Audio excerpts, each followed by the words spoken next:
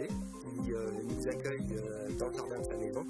Donc Florent Poiset, c'est là à côté, donc là c'est Xav que vous avez déjà vu dans le podcast. Donc on est venu voir Florent parce que vous connaissez peut-être sans doute, notamment grâce à cette photo-là, qui a été publiée dans Astronomie Magazine, une photo qui a un petit peu fait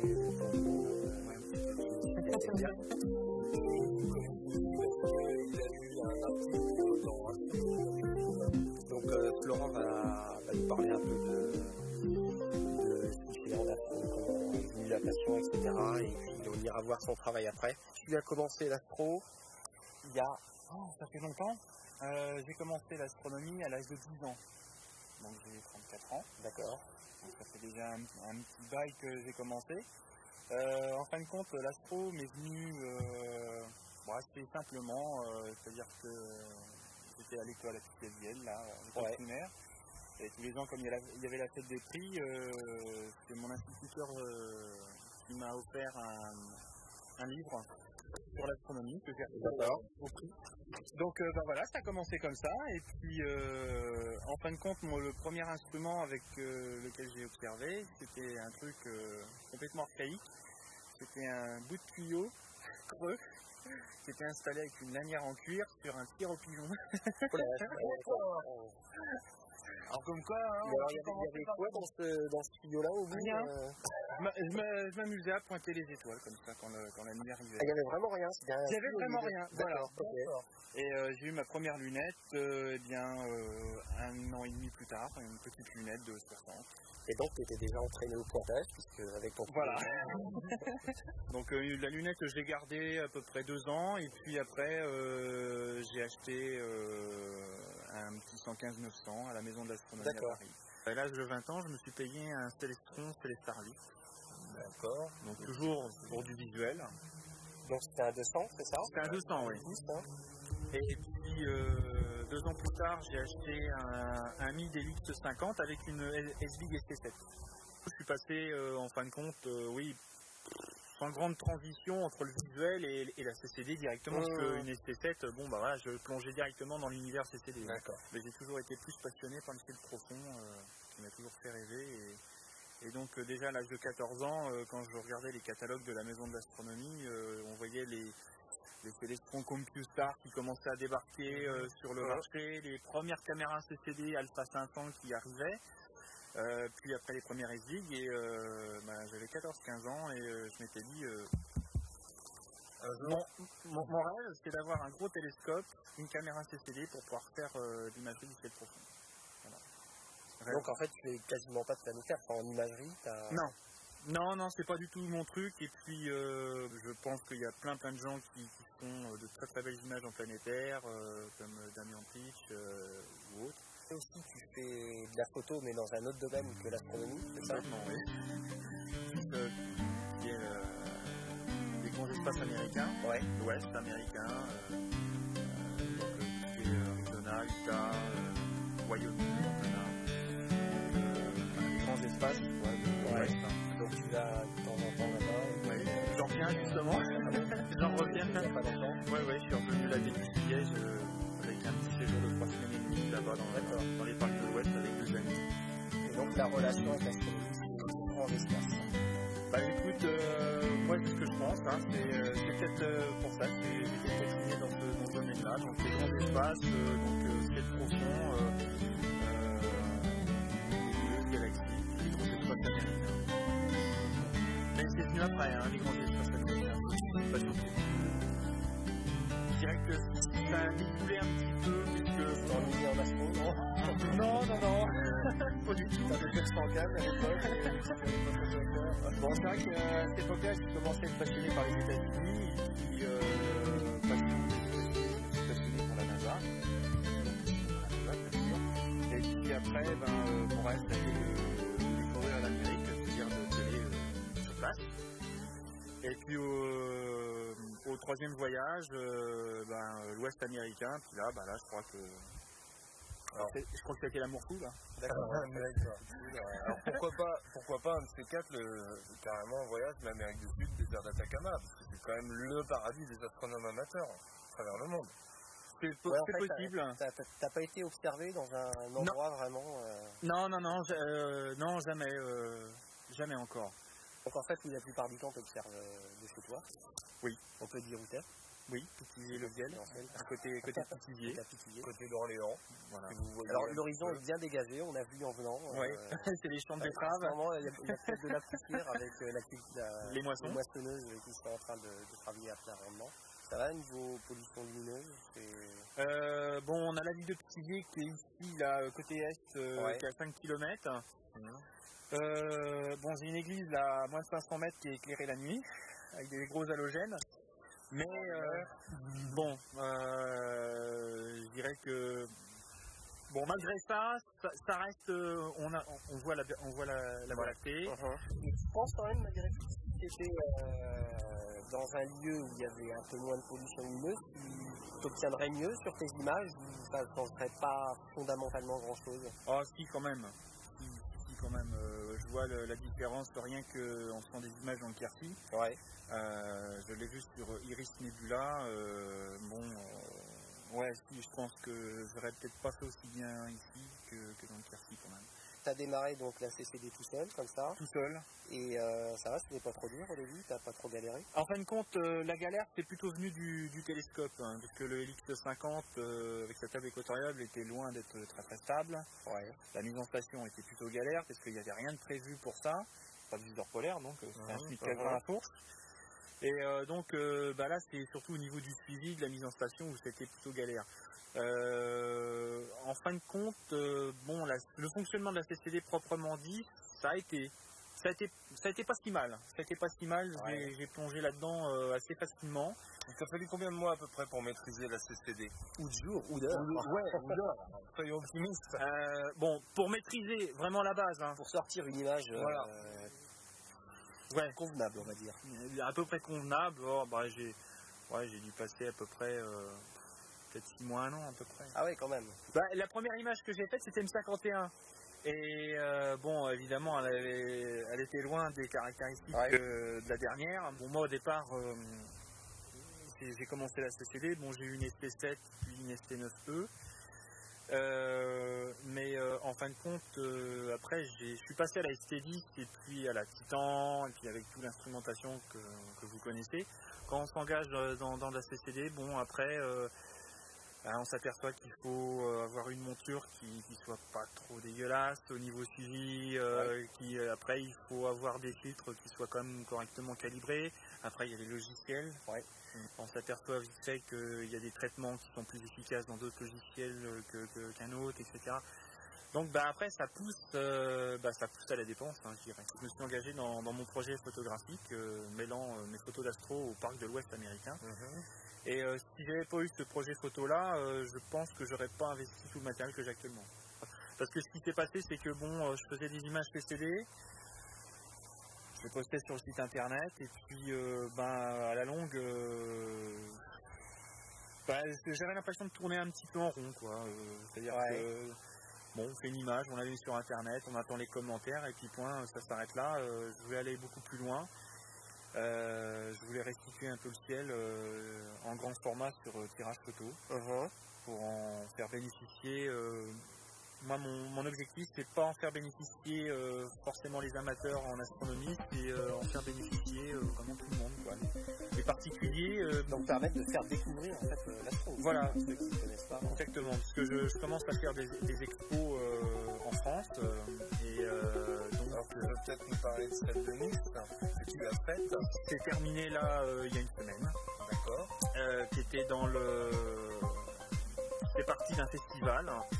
Festival international de la photo numérique, organisé par la ville de Nice et puis sponsorisé donc par elle, par la région PACA, Alpes-Midi-Pyrénées et puis plein de sponsors comme Kodak, Fuji, etc. Donc c'était vraiment un gros truc. Et donc tout ça mené de main de maître par André Polowski qui était le président du festival, qui m'avait contacté il y a 1 an puisqu'il avait remarqué mes photos d'astro sur internet.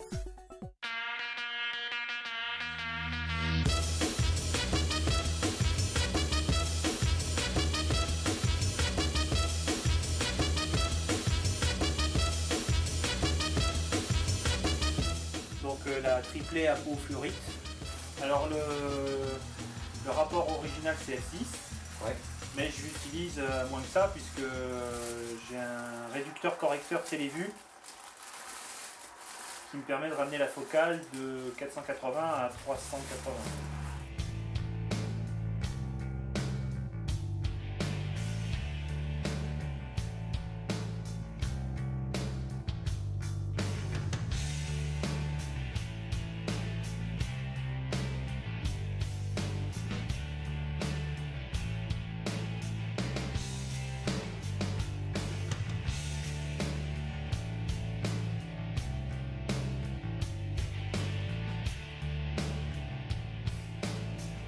Donc là, cette tête-là fait 16 kg. Ouais, ici, c'est bon.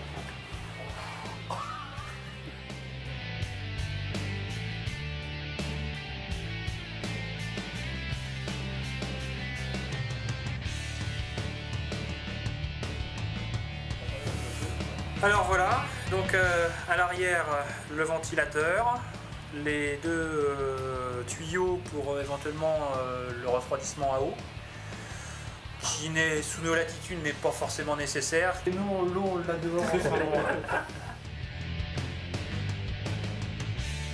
La caméra CCD en fin de compte c'est ça. Là ici c'est la tourelle de filtre. Ça c'est le correcteur de champ de l'astrographe.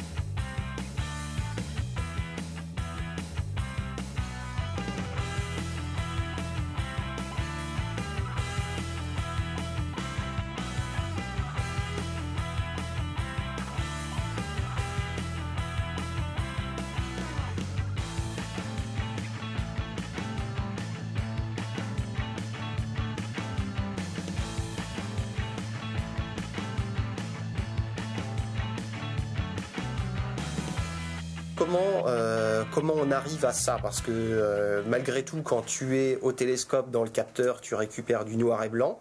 Oui. Est-ce que tu peux nous montrer le cheminement, en gros la manipulation, pour qu'on voit comment tu arrives à obtenir cette image finale là? Donc ça, c'est ce qui sort directement du capteur. C'est l'image luminance. Donc tu enregistres en fait la luminosité. C'est la composante luminosité de l'image. C'est-à-dire là, il y a tout le spectre là. C'est-à-dire que j'ai utilisé un filtre clair. Ensuite, tu fais une image dans chaque couleur, c'est ça, en rouge, Voilà. Alors bon, en vert, en bleu. c'est plusieurs images de 5 minutes. J'ai fait 1 heure de pause pour chaque couleur en fin de compte. D'accord. Donc et tu as quatre couleurs, enfin 3 couleurs plus la luminance, c'est ça? Plus la luminance. Donc ce qui au total te fait 4 heures de pause. Enfin si tu cumules tout quoi. Alors la luminance, j'ai fait 17h30 minutes de pause. Alors explique comment tu fais 17h30 minutes de pause, puisque comme chacun sait, avoir 17h30 de nuit c'est un petit peu difficile. Alors en fin de compte, ça a été fait sur 6 nuits, la luminance. Ouais. Donc plusieurs pauses de 5 minutes qui combinées donnent l'équivalent d'une pause de 17h30. D'accord. Et la 6e nuit, j'ai fait les pauses couleurs, donc 1 heure par couche. Alors qu'est-ce que tu fais pendant ce temps-là? J'ai essayé une malheureuse fois de faire du ciel profond, donc de faire au total 1 heure de pause. Je me suis fait chier comme un rat mort quoi, à côté de ma caméra. Donc je sais pas comment tu... T'as un bouquin bon, à côté non, j'ai un MP3, j'écoute un peu de musique. Ouais, bon, il y a la musique. Si je suis un petit peu fatigué, dans la tombe Kendrick, j'installe un petit matelas et puis D'accord. je dors un petit peu. La mise au point, je la fais par méthode de diffraction, c'est-à-dire que bon, bah là sur l'astrographe, comme c'est un Newton, il y a déjà la croix Secondaire. voilà, du secondaire. Ouais. Sur les lunettes à peau, je me suis fabriqué 2 croix, donc avec une baguette en matériaux composites que j'ai trouvé à Monsieur Bricolage. Et donc bah, ça fait des aigrettes de diffraction donc à l'écran. Donc voilà, Ouais. donc, Ok. la mise au point de départ. Et ensuite on affine. Donc je mets la CCD en rafale, Ouais. donc avec des pauses de 5 ou 6 secondes. D'accord. Et puis je recadre uniquement pour augmenter le temps de rafraîchissement. Et donc finalement c'est net quand tu as plus qu'une seule, quand les aigrettes se superposent, c'est ça? Voilà. J'utilise le logiciel Maxime DL pour D'accord, l'acquisition ok. sur le terrain qui est assez convivial. Il en existe d'autres hein, comme Prism, etc. Mais que je trouve bon au niveau acquisition qui sont un petit peu moins bien, quoi. Donc après je combine tout ça. Et Dans quel... ben, j'ai fait la combinaison sous Photoshop. C'est-à-dire que D'accord. je combine mon image couleur avec un logiciel CCD d'Astro. Mhm. Je combine la luminance, enfin toutes mes images de luminance avec un logiciel d'Astro. Ouais. Et après, je réunis luminance plus couleur sous Photoshop. Je me suis aperçu que l'assemblage du LRGB sous Photoshop donnait un résultat nettement meilleur que sous les logiciels d'Astro. Ensuite, le temps que tu passes, une fois que tu as les photos, à faire le traitement, à composer tout ça, à Bah, faire ton RGB. pour M51, par exemple, j'ai dû passer entre 10 et 15 heures de traitement. Avant d'obtenir ça, t'en as essayé? Tu l'as essayé d'autres fois? M51? Avec d'autres instruments? Non, avec cet instrument-là. C'est la première image Alors, que tu as sortie avec cet instrument-là. C'est la première image. C'est vrai que c'est la première fois que j'utilise un Newton à ce rapport FD de 3.8 en imagerie CCD, donc ben, forcément il y a un apprentissage qui se fait dès le départ. Bon, je suis pas mécontent, surtout pour une première image à l'astrographe, parce que bon, il y en a qui m'avaient dit ah là là, attention, F3.8, ça pardonne pas, ceci, cela. Et bon, j'ai essayé de faire très attention, de prendre renseignement auprès d'autres utilisateurs dans le reste du monde qui utilisent des télescopes ASA astrographes. Ouais. C'est le fameux trio du Lion qui a été pris avec l'apochromatique William Optics de 110 et qui a été faite partant de pleine lune. Tu as dû faire un dark, un flat, etc. Alors, un dark, un dark en fin de compte c'est le bruit thermique généré par le capteur CCD. Donc en gros c'est ce que tu filmes quand il y a le bouchon sur la caméra, quoi, que c'est tout noir, tu as quand même des... On a plein de petits points blancs qui se caractérisent sur l'image, un peu comme du parasitage. Ce que l'on fait, c'est qu'à la fin de la nuit, ou si on a une bibliothèque de dark, au même temps de pause, à la même température, on soustrait tous les darks avec obturateur aux images de la nuit. Donc après il y a le flat field. Alors le flat field, c'est en fin de compte le vignettage qu'on enlève, qui est généré par l'optique. En fin de compte on a un pourtour au niveau du centre de l'image, qui est quand même relativement large, qui est beaucoup plus lumineux que le reste de l'image au niveau des coins. Donc, alors tu l'as fait comment cette image Alors en fin de compte, que ce soit avec mes lunettes ou avec l'astrographe, j'éclaire un écran blanc, mat. Je dirige le télescope vers cet écran blanc éclairé de la manière la plus uniforme possible. Une fois qu'on a enlevé le dark et le flat field, ça ne veut pas dire qu'il ne peut pas rester quelques problèmes dans l'image, notamment dû au gradient de la pollution lumineuse. À ce moment-là, on fait appel à des fonctions dans les logiciels de CCD Astro qui justement permettent de générer à partir de l'image compositée un fond de ciel qui va être soustrait après à l'image. En fait ton instrument il n'est pas à poste fixe. Non. Tu le montes à chaque fois, tu dois passer un temps fou à faire la mise en station. Le montage, la première nuit, parce que quand je fais une image c'est sur plusieurs nuits, la première nuit, il y a à peu près 2h30 de montage.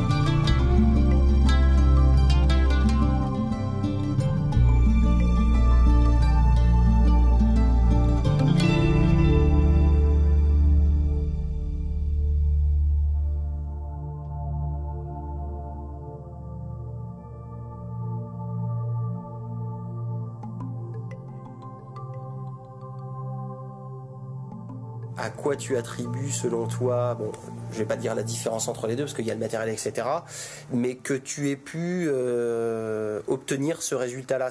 Je crois que c'est en fin de compte c'est tout. Hein. Je crois que c'est un ensemble parce que bon, au départ, on s'attache à avoir la meilleure image possible à la sortie du télescope. Ouais. Donc, dès le départ, il y a la qualité de la caméra CCD, la qualité du télescope, ainsi que tout ce qui va avec, la qualité du suivi de la monture. Puis il y a les conditions de ciel aussi qui y font. Hein, bien sûr, ça, il ne faut pas l'oublier. Donc, en fin de compte, il y a toujours le gars qui est derrière, malgré toute la technique utilisée, qui fait quand même la grosse différence. C'est-à-dire que c'est quand même lui qui règle son instrument, c'est lui qui va faire le post-traitement. Donc, une instrumentation haut de gamme sans un gars derrière qui a de la rigueur ou qui s'attache à bien régler toute la chaîne ou à maîtriser toute la chaîne, au final, on n'obtiendra pas une image terrible, quoi. Il y a des personnes qui m'ont dit, pas au niveau de la monture, mais au niveau de la CCD, pourquoi tu choisis pas une ST11000 ?